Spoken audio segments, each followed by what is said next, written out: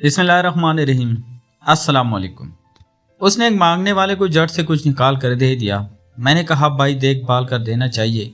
ये फराडिया लोग होते हैं और आम इंसान के जज्बे नेकी को एक्सप्लॉइट कर देते हैं। फरमाने लगे आपने बजा फरमाया, मैं पहले ऐसा ही किया करता था, फिर एक वाक़े ने मेरी दुनिया बदल कर रख दी। मैं धर्मपुरा लाहौर में अपने घर से साइकिल पर निकला था कि ठेकेदार से अपने बकायाजात वसूल कर लूं। मैं स्टील फिक्सर था और एक कोठी के लंटर के पैसे बाकी थे, मगर ठेकेदार आज कल पर टरका रहा था। मैं साइकिल पर जा रहा था कि एक शख्स अपना बच्चा फुटपाथ के किनारे लिटाए अस्पताल पहुंचने के लिए टैक्सी का किराया मांग कर फिर रहा था। वो कभी किसी पैदल का बाजू पकड़कर हाथ जोड़ देता, मेरा बच्चा बचा ले, मुझे टैक्सी का किराया दे दें, तो कभी मोटरसाइकिल वाले को हाथ देकर रोकता, कभी किसी कार वाले के पीछे भागता कि वो कार में उसके बच्चे को अस्पताल पहुंचा दे। कोई रोकता तो कोई ना रोकता, जो रोकता वो भी उसे घूर कर देखता और आप वाली सोच कर उसे डांटता, काम करके खाने की नसीहत करता और आगे निकल जाता। मैं जो साइकिल साइड पे रोके एक पाँव जमीन पे टेके उसका तमाशा देख रहा था। अचानक उसकी नज़र मुझ पर पड़ी और उसने मेरी साइकिल का हैंडल पकड़ लिया। भाई जान खुदा के लिए मेरे बच्चे की ज़िंदगी बचा लें, इसको सख्त बुखार है, आप नीचे उतर कर उसको देख तो लें, आपको यकीन आ जाएगा। आप देखेंगे तो शायद किसी और को भी एतबार आ जाएगा। मगर मैं भी आपकी तरह सोच रहा था। फिर जिस जारहाना अंदाज में उसने मेरी साइकिल का हैंडल पकड़ रखा था, लगता था कि उधर मैं साइकिल से उतरा और उधर वो साइकिल पकड़ के भाग जाएगा। मैंने भी उसे काम करके खाने की तलकीन की और पिछले जुमे में सुनी हुई हदीस उसको भी सुना दी कि हबीब अल्लाह कमा कर खाने वाला अल्लाह का दोस्त होता है, और अपना हैंडल छुड़ाकर बड़बड़ाता हुआ आगे चल पड़ा। हरामखोर हमें बेवकूफ समझते हैं। 2-3 घंटे के बाद जब मैं बकायाजात वसूल करके वापस आया तो वो अभी उसी जगह कड़ा मांग रहा था। बच्चे को अब वो सड़क के पास ले आया था और उसके चेहरे से कपड़ा भी उठा रखा था। वो दाढ़े मार कर रो रहा था। अब वो बच्चे के कफन दफन के लिए मांग रहा था। मैंने साइकिल को रोककर पांव नीचे टेका और मैयत के चेहरे की तरफ देखा। फूल की तरह मासूम बच्चा जिंदगी की बाजी हार गया था। मेरे रंगूटे खड़े हो गए। मैंने जेब में जो कुछ था बकायाजात समेत सब बगैर गिने निकाल कर बाहर फेंका और उससे पहले कि उसका बाप मेरी तरफ मुतवज्जो हो साइकिल उस तेजी से चलाकर भागा गोया सारे लाहौर की बलाएं मेरे पीछे लगी हुई हैं। मैं घर पहुंचा तो मेरा बुरा हाल था। थोड़ी देर के बाद मुझे बुखार ने आ घेरा। बुखार भी कुछ ऐसा था गोया मेरे सारे गुनाहों का कफारा इसी बुखार से होना था। घर वाले मुझे अस्पताल के लिए लेकर निकलते हैं और मैं चारपाई से छलांग लगा देता। मुझे अस्पताल नहीं जाना था। मैं उसी बच्चे की तरह एड़ियां रगड़ रगड़ कर मरना चाहता था। 2-3 दिन के बाद बुखार तो आराम आ गया, मगर मैं ज़हनी मरीज बन गया। मुझे लगता गोया मेरा अपना अकलौता बेटा जो 3री क्लास में पढ़ता था वो इस बच्चे के कफारे में मर जाएगा। मैंने बच्चे का स्कूल जाना बंद कर दिया। बीवी के बार बार इसरार के बावजूद मैं बच्चे को स्कूल तो क्या दरवाज़ा खोलने भी नहीं जाने देता था।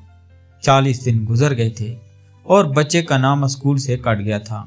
वाइफ ने अपने भाई से बात की जो दुबई में एक कंपनी में कैशियर था। उसने मुझे बाहर बुलाने के लिए पासपोर्ट बनाने को कहा, मगर एक तो मैं शनाख्ती कार्ड भी पैसों के साथ निकाल कर बच्चे की मैयत पर फेंक आया था, दूसरा मैं खुद भी बच्चे को अकेला छोड़कर बाहर नहीं जाना चाहता था। वो 40 दिन कयामत के 40 दिन थे। 40वें दिन 10 बजे के लगभग हमारे घर का दरवाजा बजा। दरवाजा मैंने खुद ही खोला और सामने उस बच्चे के बाप को देखकर मुझे चक्कर आ गए। मुझे लगा जैसे हम दोनों आमने सामने खड़े खला में चक्कर काट रहे हैं। दरमियान में बच्चे का चेहरा भी आ जाता। मेरी कैफियत से बेखबर उस बाप ने मुझे दबोच लिया और फूट फूट कर रोना शुरू कर दिया। वो कुछ कहे बजाय मेरी तोड़ी को हाथ लगाता और उसे चूम लेता, जबकि मैं पत्थर का बुत बने उसकी गिरफ्त में था कि अचानक मुझे झटका लगा और मेरी चीख कुछ इस तरह निकली जैसे किसी को पानी पीते वक्त अचू लग जाता है और पानी उसके मुंह और नाक से बह निकलता है। मैं उस बच्चे के बाप को सख्ती के साथ सीने से लगाए यूं रो रहा था गोया उसका नहीं बल्कि मेरा बच्चा मर गया है। हमारे रोने से घबरा कर पूरा मोहल्ला इकट्ठा हो गया था। आहिस्ता आहिस्ता 40 दिनों का गुबार निकला।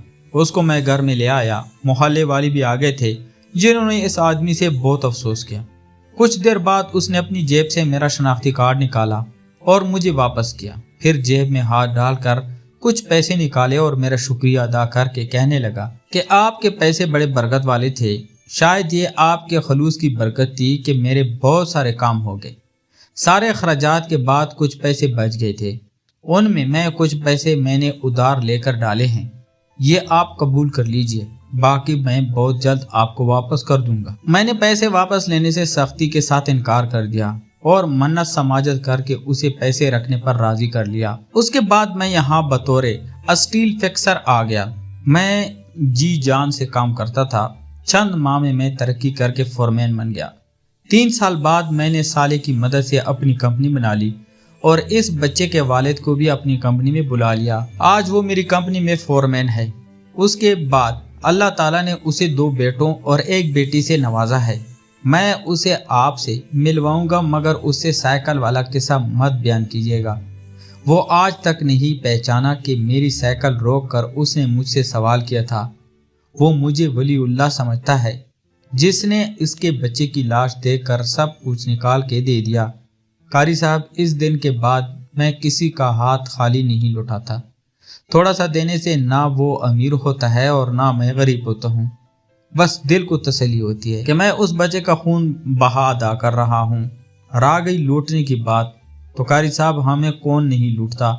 जूते वाला हमें लूटता है, कपड़े वाला हमें लूटता है, सब्जी और गोश्त वाला हमको लूटता है। इतना लूटने के बाद अगर कोई हमें अल्लाह के नाम पर लूट ले तो शायद हशर में हमारी निजात का सामान हो जाए कि ये बंदा मेरी खातिर मेरे नाम पे लूटता रहा है। तो प्यारे दोस्तों, अगर आपको हमारी कहानी पसंद आई है तो हमारे चैनल को लाइक और सब्सक्राइब करें और अपने दोस्तों के साथ शेयर करें।